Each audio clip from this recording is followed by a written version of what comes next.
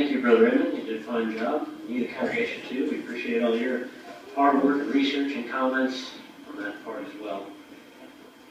Well, for our number 2 assignment, we have a new speaker and a new reader in the school, you might say. I bet you can't guess who it is. You know my family's not just here for me. So, we'll go ahead and give our attention to Brother Cooper Johnson. He'll read to us Genesis chapter 25, verses 19 through 34.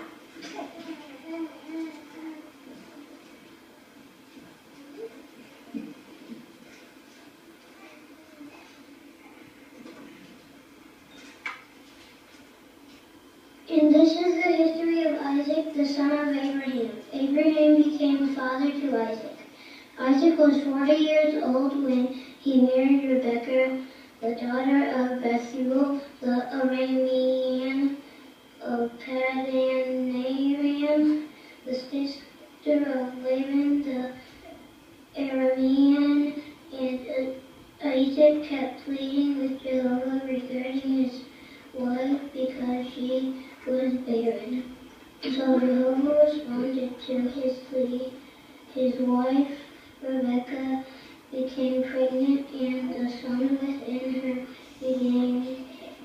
began to struggle with each other. So that she said, if this is the way it is, why should I go on living? So she inquired of Jehovah, and Jehovah said to her, 2 nations are in your womb, and 2 peoples will be separated from within you, and the one nation will be stronger than the other nation, and the older will serve the younger. When the time came for her to give birth, look, twins within her womb.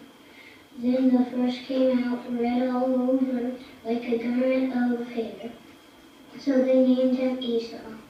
After that his brother came out, and his hand was holding onto the heel of Esau. So he named him Jacob. Isaac was 60 years old when she gave birth to them. As the boys got bigger, Esau became a skilled hunter and man of the field. But Jacob was a blameless man, dwelling in tents. And Isaac loved Esau because it meant game in his mouth, whereas Rebekah loved Jacob. On one occasion, Jacob was boiling some stew when Esau returned from the field exhausted. So Esau said to Jacob, please, give me some of that red stew you have there, for I am exhausted. That is why his name was Edom. To this, Jacob said, first sell me your right as firstborn. And Esau continued, here I am about to die. What use is a birthright to me? And Jacob added, swear to me first. So he swore to him and sold his right as firstborn to Jacob. Then Jacob gave Esau bread and lentil stew, and he ate and drank and got up a lamb and went away. Thus Esau despised the birthright.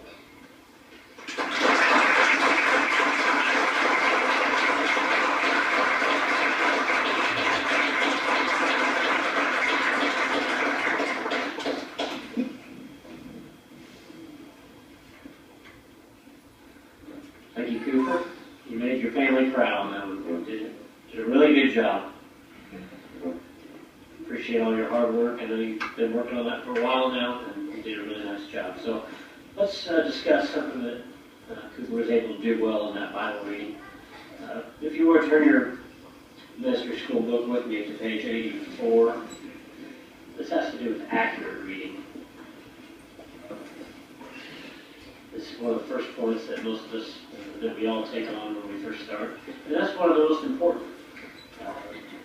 Well, they're all important, but it's one of the ones we begin with because of how important it is to read accurately. Notice what it says here, actually on page 83. It says there in the second paragraph, the ability to read aloud from the Bible and from publications that explain the Bible is important for youth and older ones alike. And it says, as witnesses of Jehovah, we have a responsibility to share with others the knowledge of Jehovah and his ways. So that involves reading, and we want to give accurate information, so that's important. We'll flip over to page 84 and notice this box about punctuation. And part of being accurate is reading correct grammar when it comes to punctuation, periods, commas. It even brings out here question marks that requires an inflection or voice, exclamation points. That's one point I want to bring out is when he said, look, when there's exclamation points. He also said, swear to me first. And he kind of raised his voice when he said that because of that exclamation point. So when we're reading the Bible, we want to try to make sure that we do that too. If we see those punctuation marks, we want to follow their direction. So nice job again. Look forward again to your next one.